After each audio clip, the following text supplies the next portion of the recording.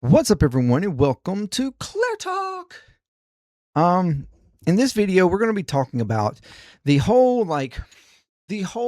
illusion of America and giving protections to all of our allies and giving protections to countries in some form to try to prevent them or alleviate concerns for them to like get a nuclear weapon or engage in the nuclear race or anything like that.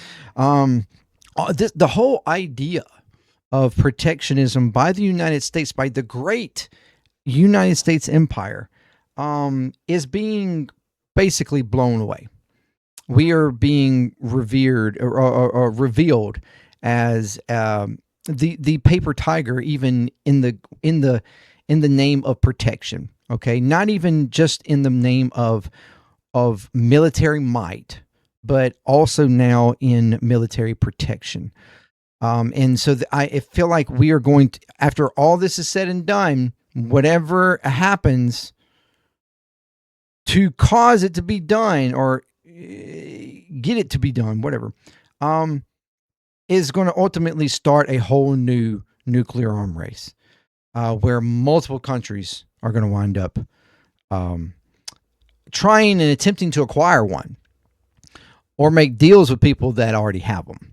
And so we're going to talk about that. So thank you very much for joining me here on Clear Talk. If you're new, welcome to the channel. If you'd like to check out more from the channel, please do so. Consider subscribing, like, share, comment, all that good stuff to get more videos in front of more people. If you'd like to check out videos from my other channels, you have JMD Drummer there, JMDPLAY, JMD Puzzling. Check those out. If you like what you see there, consider subscribing and doing that over there as well. All of that's free for you and helps out tremendously, okay? We're on the road to try to get, every channel to at least 500, okay? So any way you can help that out, that would be amazing. And if you want to go further, there's Patreon up there, $2 a month. Support any of the channels that you would like to help grow those channels, help grow Patreon, help grow JMD Nation. There's a merch link there above as well.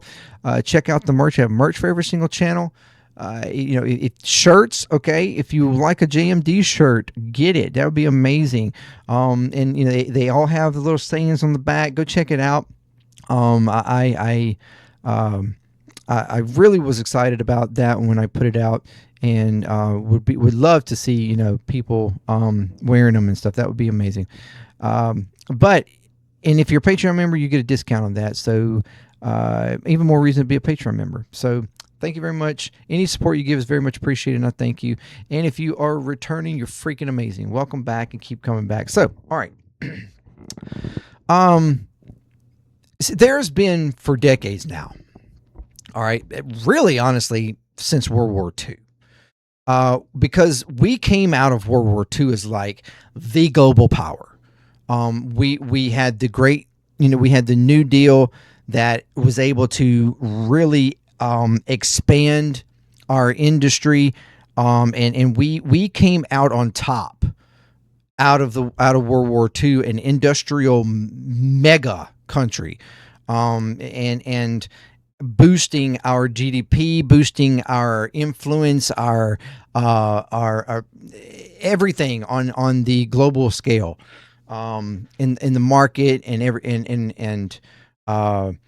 and alliances, and I mean everything. We've been growing that. We're growing that for decades, right? To the point that we, are at this point arguably maybe the largest empire ever in world history. I mean, it's very possible. Depending probably on the way you look at it, I would suppose. But and we grew this, and on the military side, we grew this as when we created NATO, we created the alliance of protection, everybody protecting each other. But in that protection, the United States established ourselves as a protector, kind of like an overall protector. We were we've been the police, of the world, the global police. Was the reason why our naval system is so larger than pretty much anybody else. We have naval, and even when we talk about army bases and stuff, we have more army bases in the world than anybody else. We have everywhere. Okay, we have established our footprint all over the world, and navally, we've done that and done all these footprints, whether they're bases, naval installations, ship placements, submarines, all this has been done to protect and to make the claim that, hey, we will protect you. Okay, we'll have an alliance. We'll trade equally. We'll openly or whatever.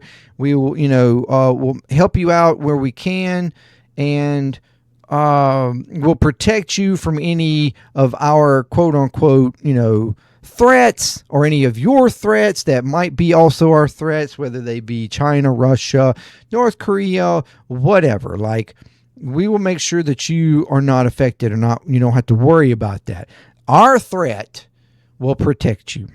All right. The threat of us, the threat of our might will protect you. And a lot of that came about also in the wake of like the Cold War and the nuclear race, and everybody trying to get, the big powers, as we know, getting nuclear weapons, and growing their nuclear programs. And we did a lot of countries. We said, hey, don't worry about that. We'll protect you on that because we have our own nuclear weapons. We'll protect you if that was ever the case. If there was ever a nuclear threat from one of your enemies, which would also potentially be our enemy, we'll protect you from that. And that's kind of been the way it's been for decades now. And we've had that illusion, that image, that veil of protection for all of these countries all over the world. Until now. And the actions that this administration has done through multiple avenues, may I add. First, with tariffs and causing all kinds of frictions between our allies with tariffs. Trump trying to be the strong arm mobster boss in marketing and in trade, and trying to strong arm all of our allies to make it quote unquote more fair in trade, because he clearly either doesn't understand trade and understand the difference in market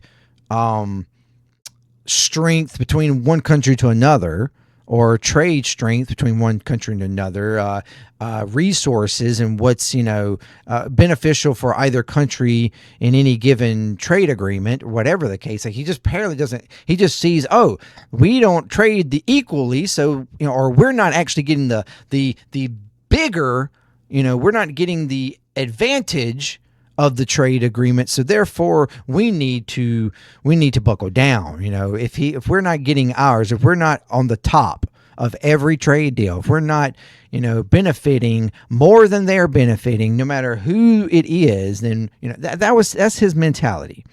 Me, selfish. Okay, and he has dragged America into this whole mentality. America, selfish. Us. America. And he has built his whole MAGA establishment around that selfish, prideful, American first bullshit. That we should get all the glory, that we should get all the benefits, and fuck everybody else. And that's where he's driven this. And now with this war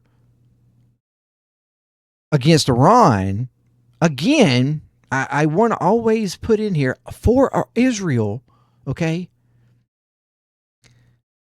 It has been shown now. We've always tried to put forth that might, like that image of American might, because we've always got this image of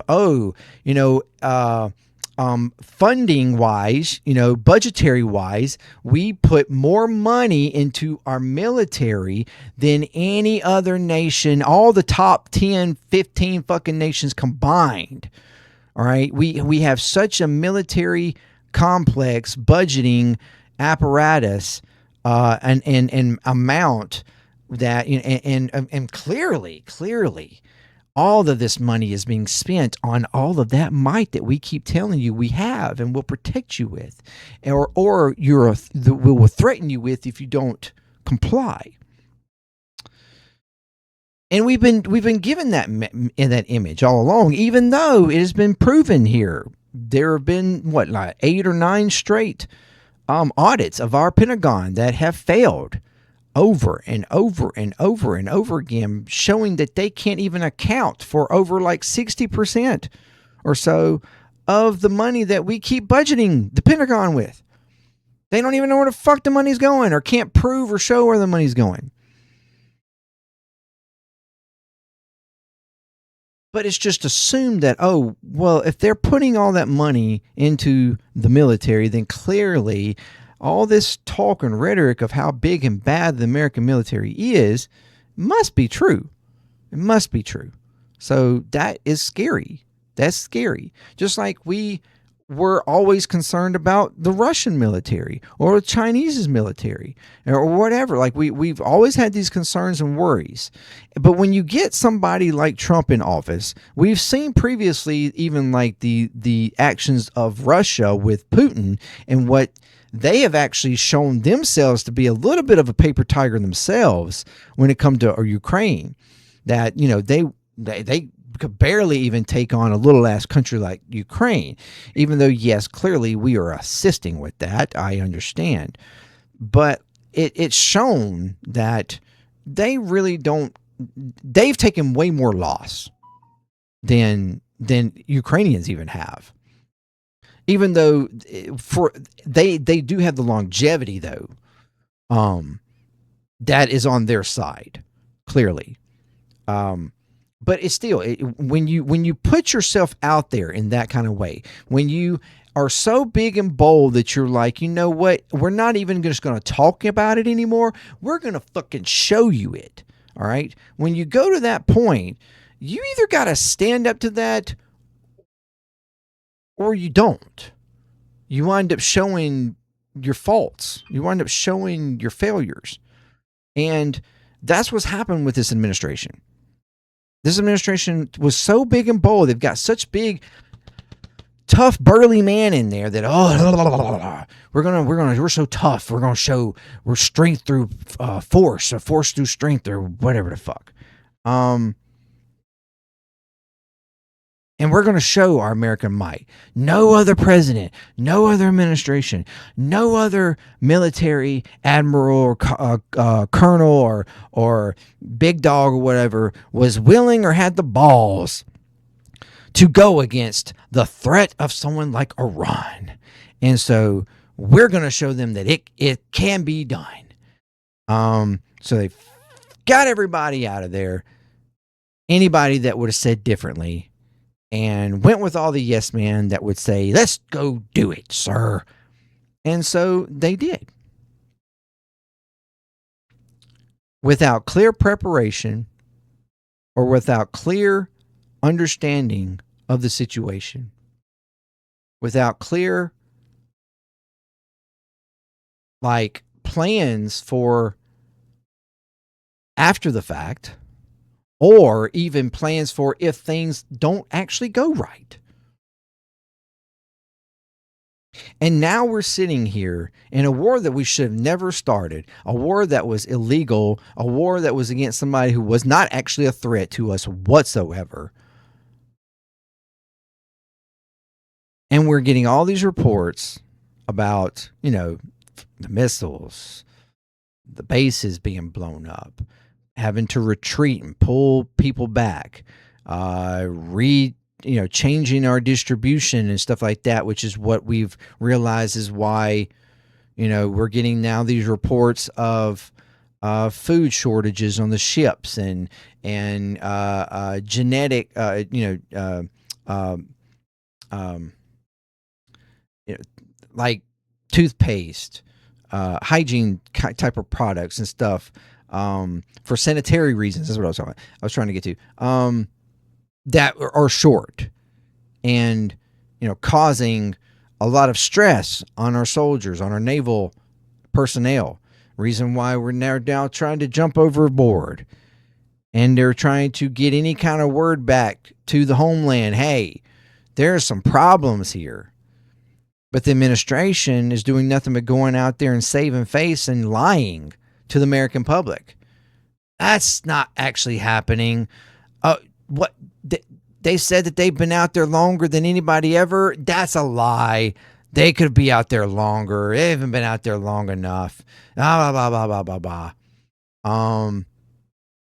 There's plenty of food. They've got plenty of resources. We've even sent people, and they come back and tell me that's fine. Everything's good. Don't worry about it. We are sending somebody to change out with them. They'll come to land eventually. It's all good, but they can stay out there a little longer. They don't care. They've shown that they don't care. They haven't planned very well. And because of the ability that Iran has been able to do, the things they've been able to do to completely thwart all of our strategic devices,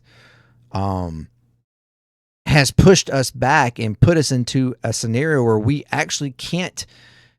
It's making it harder and harder for to actually implement the things that we claim that we are trying to do, like the naval blockade, controlling the Strait of Hormuz, which we know Iran actually controls. It's just complete horse shit to think that the United States is controlling that. To the point that now, and we've begged allies. It's pathetic. We've begged allies to join in on this illegal war, as if they would just be like, oh yeah, of course, no problem. You're committing war crimes? Sure, we're good with that. We'll do that too. It's just complete bullshit. Of course they said no. To the point that now we have the president talking all about how precious and amazing Kim Jong-un is, his relationship with the North Korean, president. And they're so good, so amazing. He's such a nice guy, so good. We have such a good relationship. Nobody's got a relationship with him like I do. And all this talk about them being so big and bad and so mean and to South Korea, I'm not even sure about that anymore. I mean, I've tried to ask South Korea to help me out, and they said no. They really didn't want to get in on it. So I'm even thinking about pulling all of our support and protection for them, because they don't even want to play ball. They don't even want to protect us. So I'm starting to think that North Korea might be better than South Korea, even though we've got such good trade relations and we've got such we benefited so much from South Korea over all these decades and stuff. But fuck all that,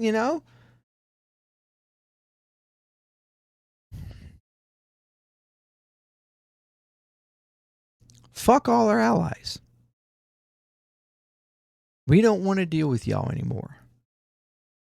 I'd rather deal with the Kim Jong-uns and the Saudi Arabian prince, and the former Al Qaeda leader, and I might even get back in bed with Putin at some point.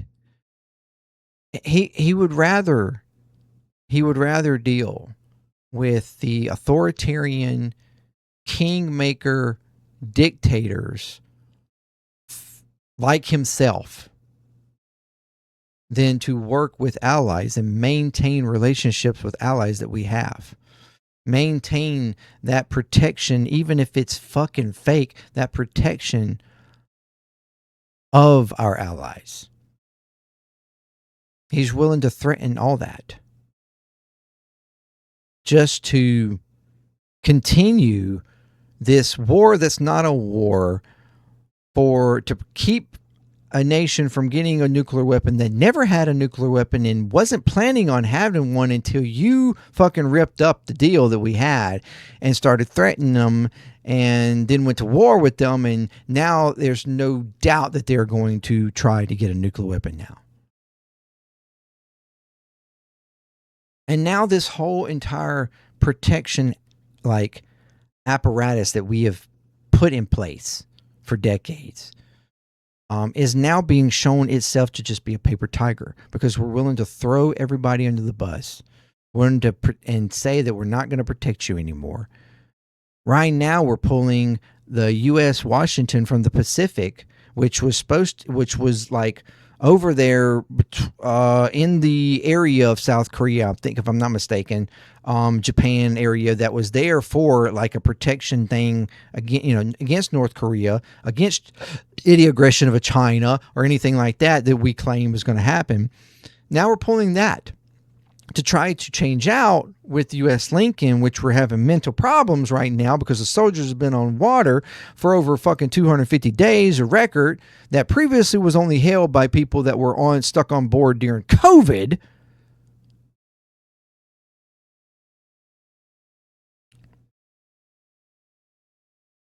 To change out with them, leaving the Pacific waters right now completely to the whim of whoever without our protection.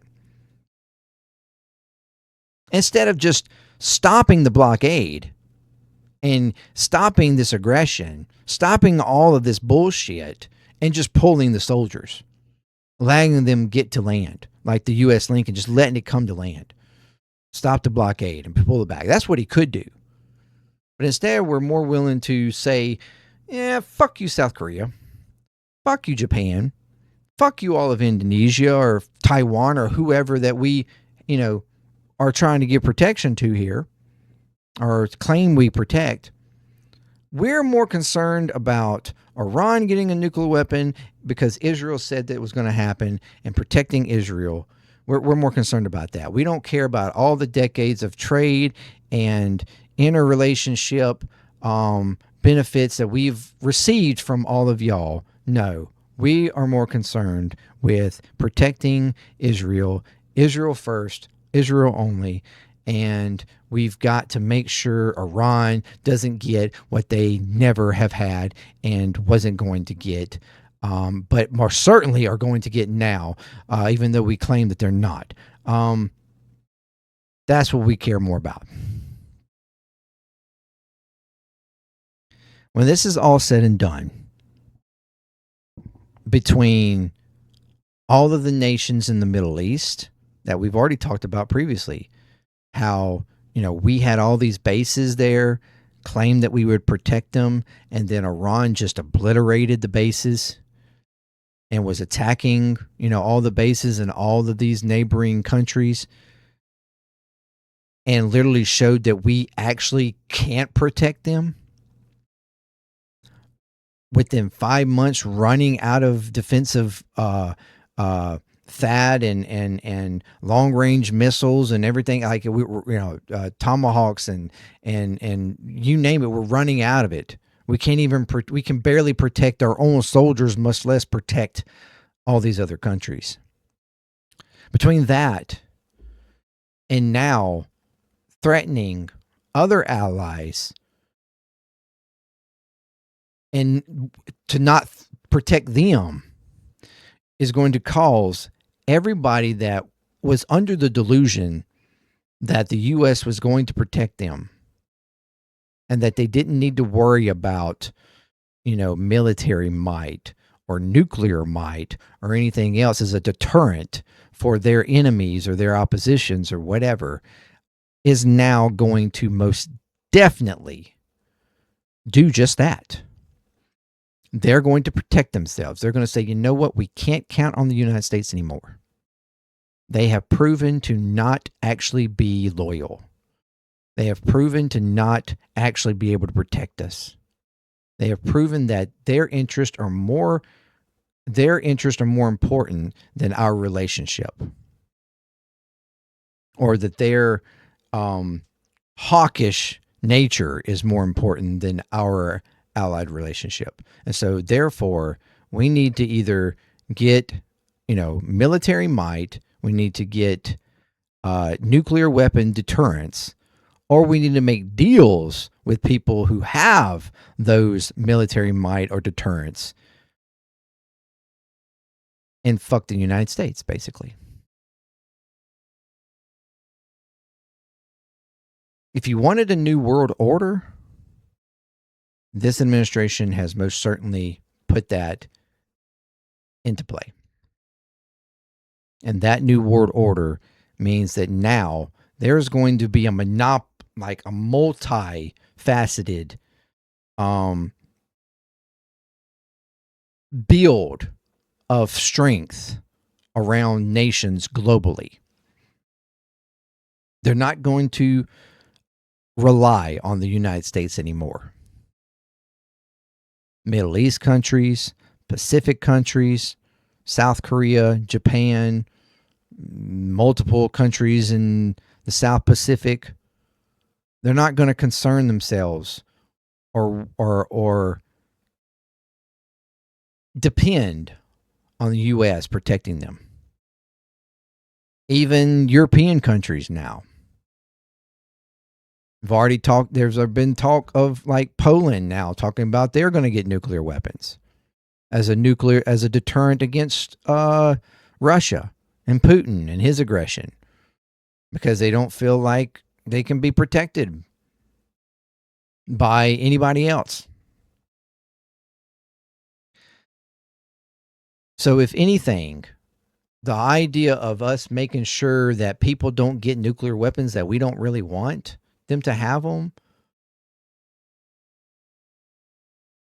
this administration's actually done the opposite of that. Because of our aggression and because of our breaking of traditions around our allies and the image of protection, the even argument, propaganda of protection, all of that's out the window now.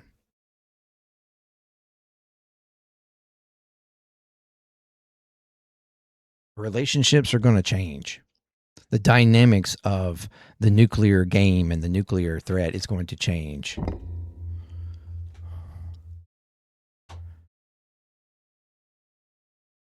And there's nothing we can do about it now. And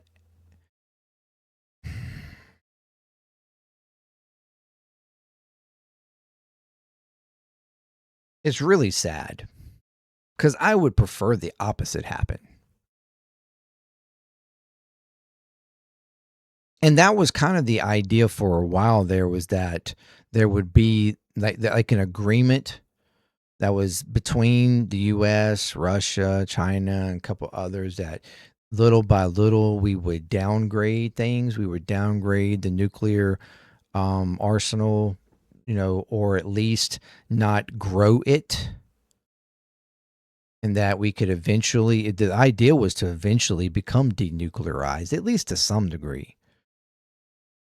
And that was a part of the protection part, that we would protect, that we would deem, if necessary, if it ever was for some reason be some kind of crazier nuclear threat, that we had the nuclear means to protect people and that they didn't need to worry about that. That way, there was only nuclear weapons in a couple of hands.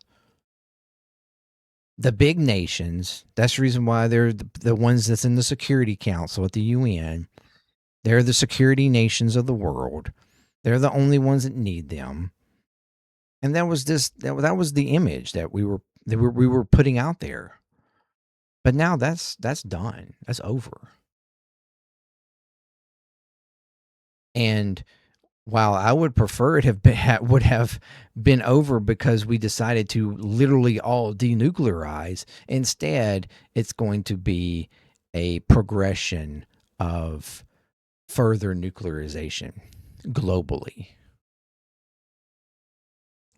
More creation of hypersonic missiles or things like that. More military threat. And it will be, for most, their only means of a deterrent, because they can't trust those that they have put into trust. Or even if we were to make deals later, if somebody better got into Washington and could actually start to mend these relationships that have been so fucking broken at this point, even then it's still not going to change the fact that they would always be concerned and worried about somebody getting in power again like Trump, whether it be the very next president or somebody 50, 70 years from now. They would be still concerned with that. So that's the only way to secure themselves. And that's what this administration has put into place. That's the reality now. That's what happens when you strong arm and reveal yourself to not be as strong as you actually are. Or you are as strong as you tried to say you were. The paper tiger.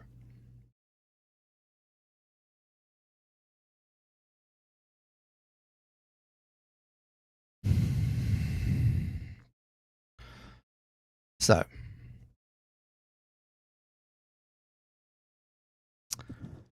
um, that's what we have to look forward to. That's our future. And that's our place. No longer are we the dominant power, the dominant police, the protector of everybody. That has been proven to be false.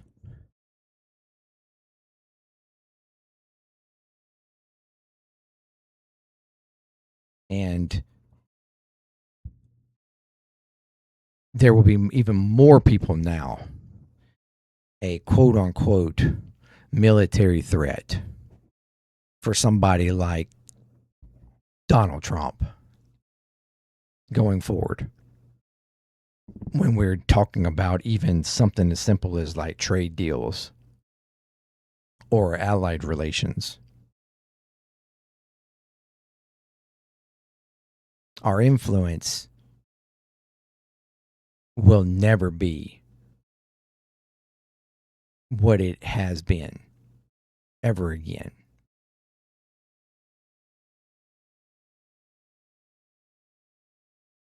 And we're just going to have to accept that, I think, at this point. So let me know what you think. Until next time, peace, clear talk. I'm out.